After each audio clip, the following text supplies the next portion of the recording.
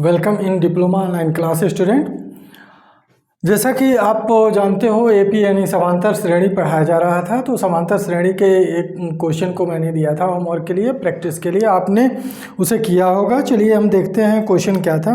किसी समांतर श्रेणी के 15 पदों का योगफल दिया हुआ है। क्वेश्चन किसी समांतर श्रेणी के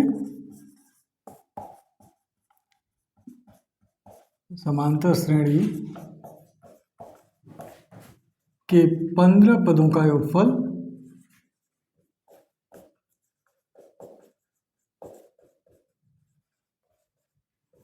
शून्य है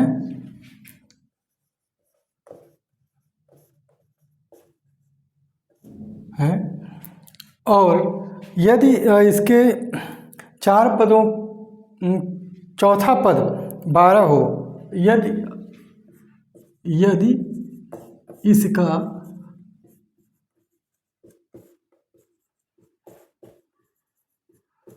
चौथा पद 12 हो तो 12वां पद ज्ञात कीजिए। तो 12वां पद ज्ञात कीजिए। चलिए सबसे पहली बात सॉल्यूशन। और ये क्वेश्चन का क्या रहा है, आप देखिए समांतर श्रेणी के 15 पदों का योगफल शून्य है। मतलब समांतर श्रेणी का जो है 15 पदों तक का योगफल S15 ये दिया हुआ है 0 है। और इसी समांतर श्रेणी का चौथा पद 12 है, तो चौथा पद यानी T4 जो है आपका 12 दिया हुआ है। क्या दिया हुआ है इसे पहले लिख लीजिए, ठीक है। और हमें क्या निकालना है, T12 निकालना है। इसके बाद कोई भी पद निकालना हो तो आप निकाल सकते हो। सबसे पहले आपको ये देखना होगा कि इसका प्रथम पद और इसका सर्वांतर क्या होगा। इन्हीं दोनों से हम इसका प्रथम पद और सर्वांतर निकालेंगे। तो सबसे पहले मान लेते हैं, माना कि श्रेणी का प्रथम पद A तथा सर्वांतर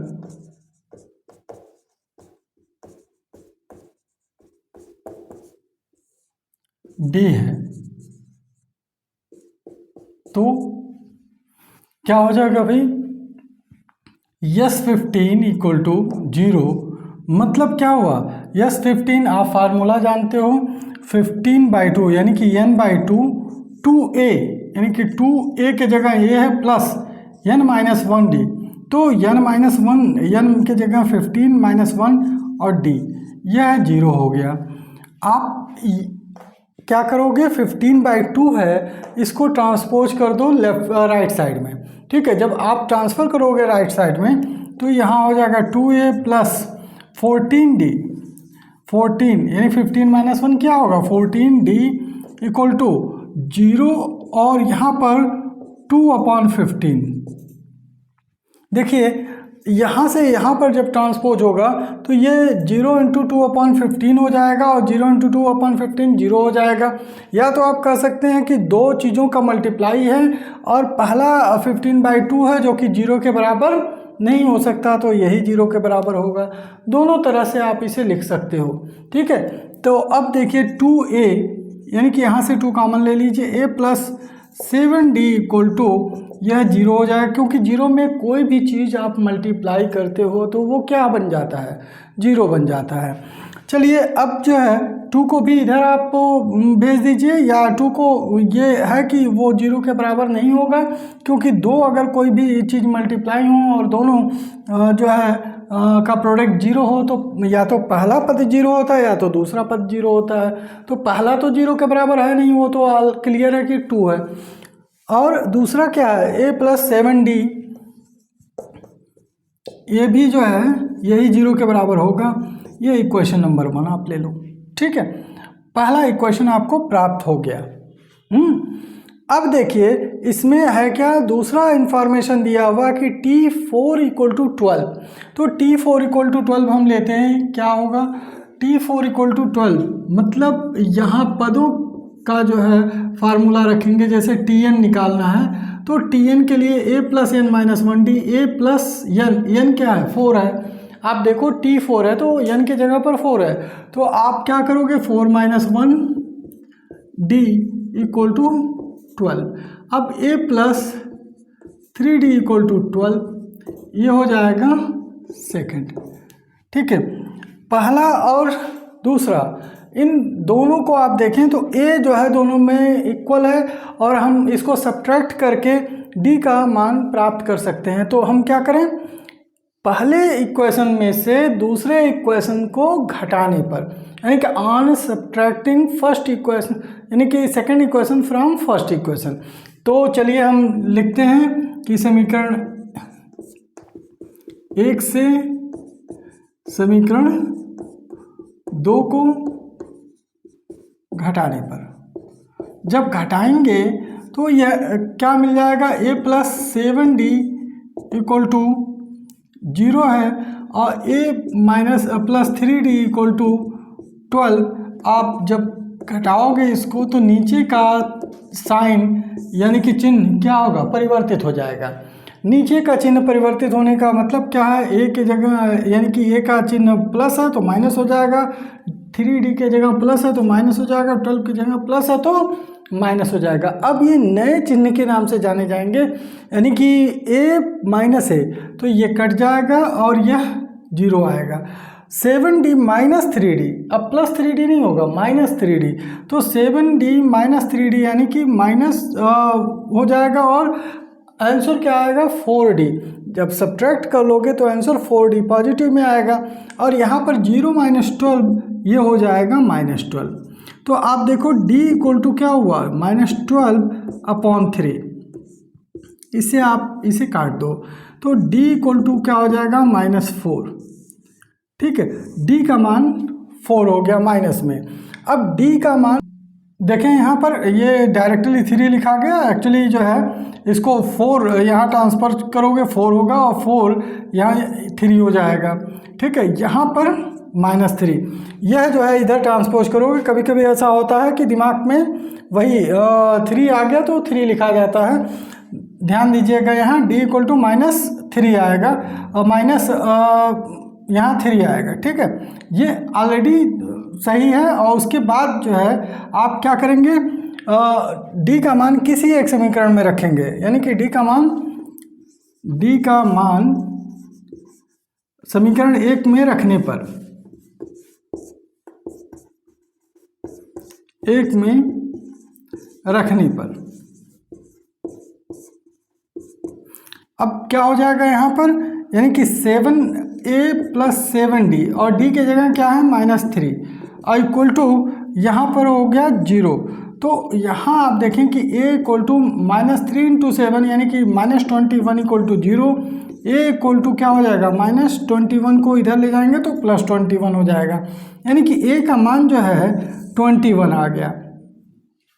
ठीक, अब a का मान 21 है, d का मान -3 है, तो आपको निकालना क्या है, आपको निकालना है T12, यानी कि T12 जब आप निकालेंगे तो a प्लस 12 - 1d ये रखेंगे और a क्या है 21 है, आप 21 लिख लेंगे और प्लस 12 - 1 यानी कि 11 इंटू d का मान -3 हो गया। अब जो है 21 - 33 और यह क्या हो जाएगा, यानी कि -12, यह आंसर आ जाएगा -12। ठीक है, तो इस तरह से आप क्वेश्चन को कर सकते हैं। अब जो है आप यहाँ पर देखें कि किस तरह से क्वेश्चन, यानी कि जो दिया गया वो लिख लिए, आपने a और d जो माना था उसका मान निकाल लिया और उसके बाद जो है आपने T12 करके वैल्यू लिख दिया।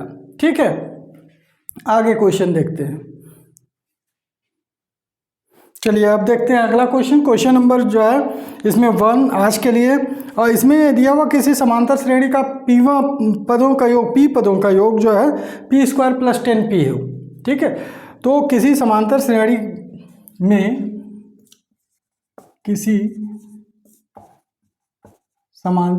में पी पदों का योग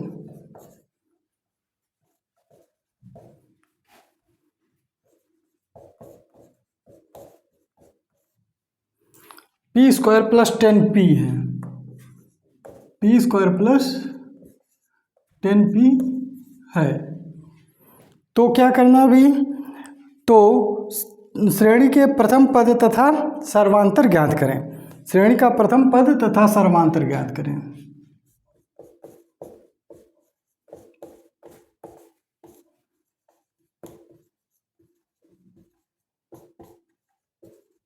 तथा सर्वांतर।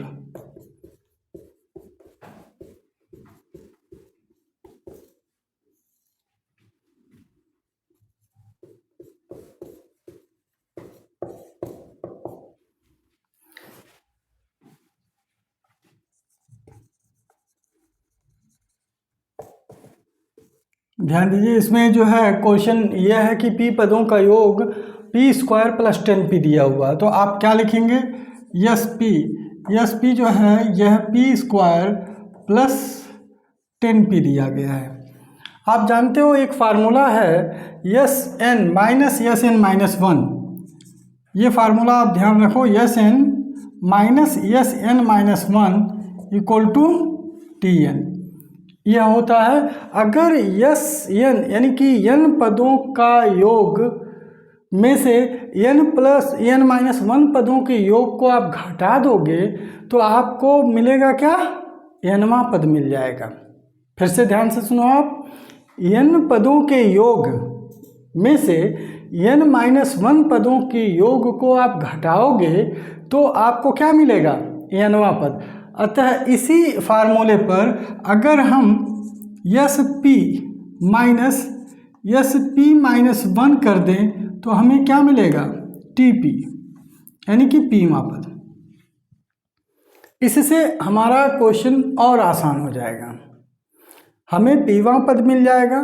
तो चलिए हम इस चीज़ को ऐसे लिखते हैं, therefore T P equal to यानी कि एस पी माइनस 1।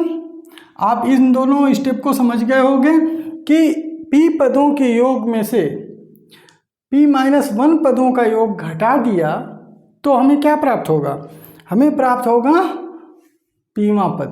ठीक है, तो अब चलिए देखते हैं कि यस पी क्या होगा। यस पी यानी कि p स्क्वायर प्लस 10p और यस पी माइनस 1 क्या होगा, जरा ध्यान देना इसको, यस पी और यस पी माइनस 1 जहाँ जहाँ p है वहाँ वैल्यू क्या करो, p माइनस 1 कर लो। जब यस पी था तो p स्क्वायर प्लस 10p था, अब यस पी माइनस 1 है तो आप क्या करोगे, यस पी माइनस 1 ये हो जाएगा। तो p जहाँ जहाँ है वहाँ पर क्या करो, p माइनस 1 कर लो, बहुत आसान है, प्लस 10p माइनस 1। क्लियर। अब चलते हैं हम अगले स्टेप पर कि P square plus 10p minus, ये क्या हो जाएगा, ब्रैकेट ओपन करो आप, यानी कि P square minus 2p plus 1। आप जानते हो a माइनस बी का whole square, a square minus 2ab plus B square. ठीक है, अब यहाँ पर क्या हो जाएगा, 10p माइनस 10। क्लियर।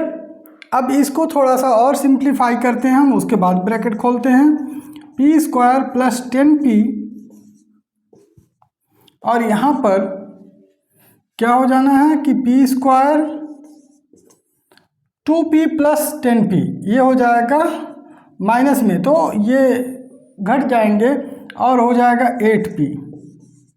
ठीक, 1 और माइनस 10 यानी कि यहाँ पर हो जाएगा माइनस 9, ये आ जाएगा सब्ट्रैक्ट करने पर इनको। क्लियर है। अब चलिए हम ब्रैकेट ओपन कर देते हैं, ये ब्रैकेट ओपन कर दिए तो पहले में ब्रैकेट लगाने की कोई आवश्यकता है नहीं, पी स्क्वायर प्लस 10p और माइनस पी स्क्वायर, ये क्या हो जाएगा, minus P square minus 8p और plus 9 minus P square plus P square cancel, आएगा क्या, माइनस 8p है और प्लस 10p है तो 2p हो जाएगा, और प्लस 9, 2p प्लस 9, यह इसका वैल्यू आ गया किसका, TP का। और हमसे क्या कहा है कि प्रथम पद तथा सार्वधातुक, प्रथम पद निकालने के लिए T1 निकालना अनिवार्य है। T1 क्या होगा आपका, यानी कि TP दिया हुआ है 2p प्लस q, तो T1 यानी कि p के जगह 1 कर दीजिए, 2 × 1 प्लस 9 यानी कि 2 प्लस 9 ये हो जाएगा 11।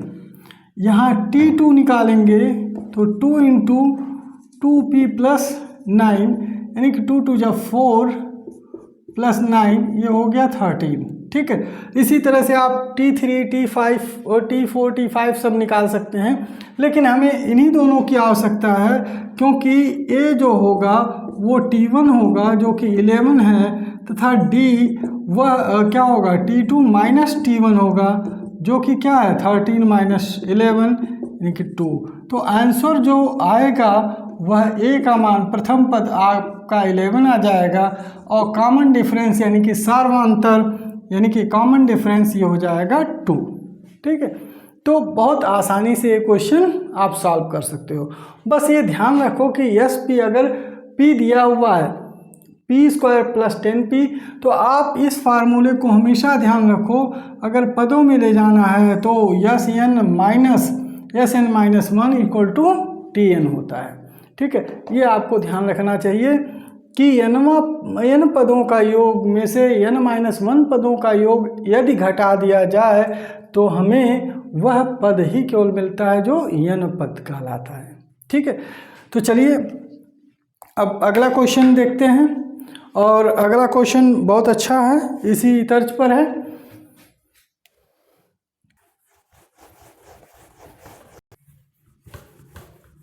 क्वेश्चन नंबर 2 यहाँ पर आप देखें, बहुत अच्छा क्वेश्चन है और बहुत ही इम्पॉर्टेंट है। ठीक है, आपको ध्यान से इसे समझना होगा। यह दिया हुआ यदि दो समांतर श्रेणियों के यम तथा यन पदों का योग का अनुपात, ठीक, यम तथा यन पदों के योग का अनुपात 3n प्लस 8 और 7n प्लस 15 हो तो 12वें पद के अनुपात को ज्ञात करें।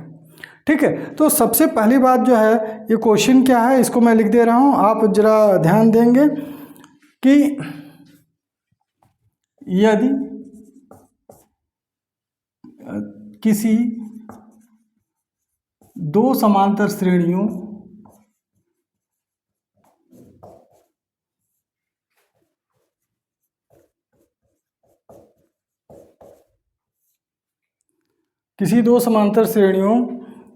के प्रथम n पदों का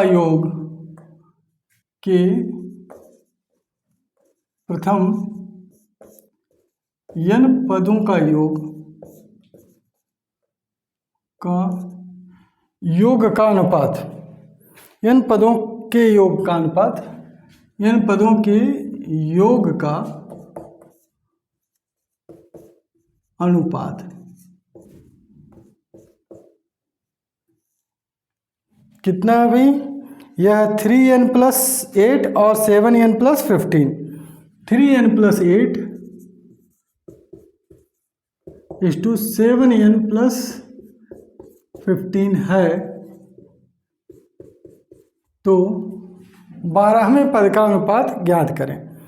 तो आपको श्रेणी के 12वें पद का अनुपात ज्ञात करना है, तो श्रेणी के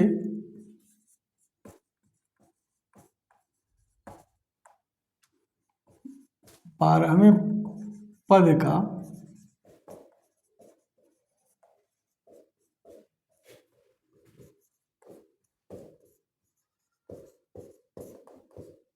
ठीक है, यदि इसे इंग्लिश में देखा जाए तो in two arithmetic progression the ratio of nth terms of the summation is given 3n plus 8 is to 7n plus 15, then find the ratio of 12th terms of the same series. Okay, तो यहाँ पर आपको solution में क्या देना है, आपके पास दो सीरीज दिया हुआ, देखिए दो समांतर श्रेणियाँ, ठीक है। यहाँ पर दो समांतर श्रेणी है तो हमें दो अलग अलग प्रथम पद और दो अलग अलग सर्वांतर मानना पड़ेगा, क्योंकि दोनों समांतर श्रेणी का प्रथम पद जरूरी नहीं है कि वो एक ही हो, ठीक है। अगर दोनों प्रथम श्रेणी का जो श्रेणी का प्रथम पद अगर एक मान लिए और सर्वांतर भी एक मान लिए, तब तो श्रेणी भी एक ही होगी, अलग नहीं होगा। तो अब देखते हैं कि पहले का प्रथम पद क्या मानेंगे। माना कि दोनों समांतर श्रेणी का प्रथम पद एक कैपिटल ए मान लेते हैं तथा स्मॉल ए है, और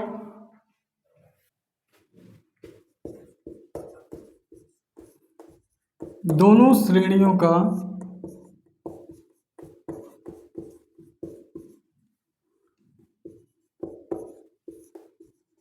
सर्वांतर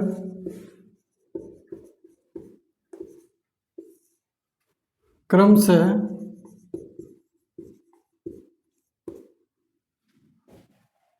क्या है, कैपिटल डी तथा स्मॉल डी। आप देखिए वहाँ क्रमशः लिख दिए, क्योंकि यहाँ पर दोनों श्रेणियों का प्रथम पद हमने मान लिया था, पहले श्रेणी का कैपिटल ए, दूसरे श्रेणी का स्मॉल ए, तो दोनों श्रेणियों का सर्वांतर क्रमशः यानी कि प्रथम वाले का कैपिटल डी और दूसरे वाले का स्मॉल डी होगा, ठीक है। तो अब दोनों का अलग अलग अगर हम जो है n पदों का योग देखें तो यस n मान लीजिए प्रथम पद श्रेणी का है और यस n डैश द्वितीय श्रेणी का है, ठीक है। तो यहाँ पर ये दिया हुआ है 3n + 8 अपॉन 7n + 15। आपको ये ध्यान रखना है, यस n जो है यहाँ पर क्या होगा, आप लिखेंगे n/2, क्योंकि दोनों में संख्याएं सेम दी हुई हैं, n पदों का योग क्या दिया हुआ है, n पदों का योग, तो n/2, और यहाँ पर जो है वैल्यू क्या हो जाएगा 2 कैपिटल ए, क्योंकि प्रथम श्रेणी के लिए हमने कैपिटल ए माना है, और कैपिटल D-1 और capital n minus capital D, ठीक है। ये तो आपका फार्मूला हो गया एस एन का, और एस एन डैश का n/2, और यहाँ पर क्या हो जाएगा 2 small A plus n-1 small D, और यह 3n + 8 अपॉन 7n + 15 है। अब देखें n/2 से n/2 कैंसिल आउट हो गया, दोनों नीचे ऊपर हैं, यहाँ पर क्या हो जाएगा 2a plus n-1 capital D upon 2 small A plus n-1 small D, और यह क्या हो जाएगा 3n + 8 अपॉन 7n, यहाँ पर था 7n + 15, ठीक है। अब यहाँ से 2 आप कॉमन ले लें, क्योंकि अगर हम देखें तो पदों का जो भी फार्मूला होता है, यानी कि T12 का जो फार्मूला होगा a + 11d होगा ना, 11d या 12 - 1d यानी कि 11d कहेंगे। तो यहाँ पर a चाहिए ना, और आपके पास क्या है 2a है, तो उसे कॉमन कर लीजिए, नहीं चाहिए तो उसे कॉमन करके बाहर कर दीजिए। तो 2a यहाँ से यानी 2 कॉमन कर लीजिए, तो क्या बचेगा a बचेगा, दूसरे में 2 है नहीं कहीं, तो क्या हो जाएगा 2 से डिवाइड हो जाएगा, आपने कॉमन कर लिया और वो है नहीं तो 2 से यहाँ डिवाइड हो जाएगा, ये कैपिटल डी, ये हो गया। अब जरा यहाँ पर आप देखें कि 2 आपने कॉमन किया तो ये स्मॉल ए हो गया, और प्लस n-1 और 2 यहाँ डिवाइड हो गया और स्मॉल डी ये हो गया, और यहाँ पर 3n plus 8 upon 7n plus 15 ये हो जाएगा। इस 2 से इस 2 को क्या करेंगे आप, कैंसिल कर देंगे। जब कैंसिल कर देंगे तो ये क्या मिलेगा, a plus n-1 by 2 capital D और small a plus n-1 by 2 small d, और ये किसके बराबर होगा, 3n plus 8 upon 7n plus 15। भाई कैलकुलेशन आप देखते रहिए कि यहाँ पर जो है हमें क्या चाहिए 11D, क्योंकि क्या लाना है T12, तो T12 लाना है। T12 तब आएगा जब हमारा n-1 यानी कि a plus 11D equal to होगा, यानी कि जो ये 11 है वहाँ पर क्या दिया हुआ है n-1 बाई 2। हमें यही कंपेयर करना है कि अगर n-1 बाई 2 को हम 11 के बराबर लिख लें, क्या लिख लें 11 के बराबर, तो यह T12 में परिवर्तित हो जाएगा, होगा कि नहीं होगा। तो यहाँ पर हम जो है n-1 इक्वल टू 22 लिख देंगे, क्योंकि 11 से मल्टीप्लाई, यानी कि n इक्वल टू और 22 प्लस 1 23, ठीक है। यानी कि 23 से हम रिप्लेस कर दें n को तो हमें 11 मिल जाएगा, और यह 12th पद होगा, 12वां पद होगा, 12th टर्म। तो अब चलिए हम इसको लिखते हैं, यदि 11 यानी क्या लाना है n-1 बाई 2 इक्वल टू 11 हो तो क्या मिल जाएगा हमें, यानी कि n इक्वल टू 22 प्लस 1, यानी क्या है n इक्वल टू 23 रखने पर आप ऐसे लिख सकते हो इसमें रखने पर, क्योंकि अगर ये हो तो यहाँ पर n इक्वल टू 23 दोनों पक्षों में n इक्वल टू 23 क्यों लिख रहे हैं, क्योंकि हमें 11D लाना है। क्यों लाना है, क्योंकि हमें 12वां पद ज्ञात करना है, 12वें पद का जो है रेशियो निकालना है। तो आपने देख लिया कि 12वां पद कैसे निकलेगा। यदि n-1 इक्वल टू 11 रखें तो क्या होगा n plus 1 equal to this, यानी 23 इक्वल टू दिस, ठीक है। तो अब जो है a प्लस यहाँ पर क्या हो जाएगा 11 हो जाएगा। आप देखो n-1 बाई 2 को हम क्या मान लिए 11D, तो 11D हो जाएगा upon a plus n-1 by 2 को 11D। इसके जगह पर अगर ऐसा रख रहे हैं तो n इक्वल टू हमें क्या रखना होगा 23, तो 3 इंटू 23 प्लस 8 क्यों रखना होगा, ऊपर कैलकुलेशन किया हुआ है। तो यहाँ पर तो आप क्या करेंगे कि 7 इंटू 23 प्लस 15। अब देखिए a प्लस 11D, यानी कि इसको क्या लिख सकते हैं a plus 12 minus 1D capital D, और यहाँ पर क्या लिख सकते हैं a plus 12 minus 1 small d, ठीक है। ये 12वां पद है, क्योंकि a प्लस 12 माइनस 1D यह पदों की संख्या में 12वां पद है, ठीक है। तो यहाँ पर इसका मल्टीप्लाई कर लिया जाए कितना होगा 23 3 जा 69 हो जाएगा, प्लस 8 यहाँ आएगा, और 23 7 जा, यह आप काउंट करें 7 3 जा 21, 7 2 जा 14 और 2, यानी कि 14 टू 16 हो गया, 161 हो गया। अब दोनों को ऐड कर लेते हैं, यहाँ पर ये T12 हो जाएगा और T-12 हो जाएगा, ये दोनों का 12वां पद हो गया T12 और T-12। और यहाँ पर आप जब ऐड करेंगे तो 77 होगा, और यहाँ पर जब ऐड करेंगे तो 6 यहाँ 6 पहले लिख लीजिए, 7 और 1 होगा। आप देखिए दोनों 11 से कैंसिल आउट हो सकते हैं, 11 से कैंसिल आउट होंगे तो 7 बचेगा यहाँ पर, यानी कि 11 7 जा 77, और यहाँ 11 से कैंसिल होगा तो 1 और 6 यानी कि 16 हो जाएगा। 11 1 जा 11 और 6 बचेगा 66 हो जाएगा, तो 11 6 जा 66 यानी कि 7/16, T12 upon T-12, T12 upon T-12 यह जो है आएगा 7/16, जो कि अगर हम रेशियो में लिखते हैं तो 7:16, यह जो है इसका आंसर हो जाएगा। ठीक है, तो इस तरह से हम करेंगे इसे कि दोनों श्रेणी का जो है प्रथम पद हम मान लिए और सर्वांतर मान लिए। अब जो है समेशन का फार्मूला लगाएंगे, उससे कोशिश करके हम क्या करेंगे, इनको पदों के संख्या में लाएंगे और पद जितने हमें लेने हैं उसे कम के बराबर रखकर और इसे कंपेयर करके n की वैल्यू रख देंगे, और n की वैल्यू रखने पर हमें यह 12वां पद मिल जाएगा। तो इस तरह से आप लगाएंगे। चलिए अगला क्वेश्चन हम देते हैं जो कि होमवर्क रहेगा, इसी तरह का क्वेश्चन है।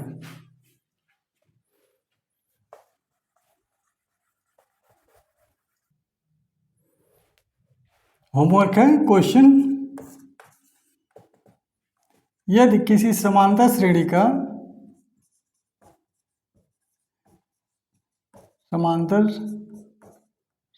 अब यहाँ पर ध्यान दीजिएगा, पिछले वाले में जो है दो अलग अलग श्रेणी दी थी, लेकिन यहाँ पर यदि किसी एक समांतर श्रेणी का या यदि किसी समांतर श्रेणी का अगर ऐसा कहे तो उसमें एक ही समांतर श्रेणी होगा। यदि आप लिखना चाहें तो ये भी लिख सकते हैं, यदि एक समांतर श्रेणी या किसी समांतर श्रेणी, दोनों तरह से ये लिख सकता है।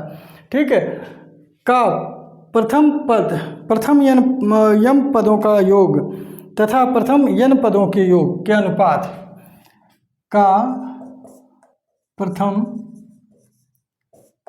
यम पदों तथा प्रथम n पदों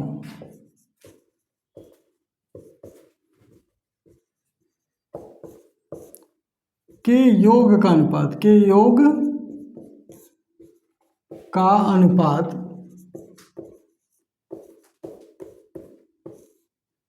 यम स्क्वायर इस टू n स्क्वायर है, तो आपको क्या निकालना है, सिद्ध करें यमवा पद का अनुपात nवा पद के अनुपात। तो सिद्ध करें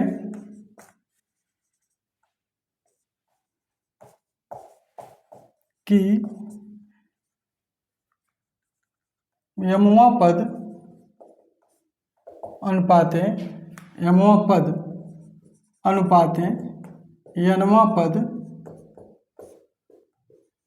पद बराबर 2m-1 इस टू 2n-1। ठीक है, आप इसमें देखिएगा कि ये एक ही सीरीज दिया हुआ है, तो इसमें जब मानेंगे तो प्रथम पद a मानेंगे और सर्वांतर d मानेंगे, इसके लिए अलग अलग नहीं मानेंगे। यहाँ पर जो यम पद और n पद दोनों का अनुपात वो दिया हुआ है कि यम पदों तथा प्रथम n पदों, यहाँ ध्यान दीजिएगा ये n पद और यहाँ यम पदों के अनुपात दिया हुआ है कि यम स्क्वायर n स्क्वायर है। तो यमवा पद तथा nवा पद का जो अनुपात होगा वो 2m-1 और 2n-1, यानी कि इन arithmetic progression if ratio of the sum of m terms and n terms is m square is to n square, then prove that the mth term is to nth term equal to 2m-1 is to 2n-1। Today only this much. ठीक है, फिर मिलते हैं कल, और जो है इस क्वेश्चन को आप सॉल्व किए रहिएगा। तब तक के लिए धन्यवाद।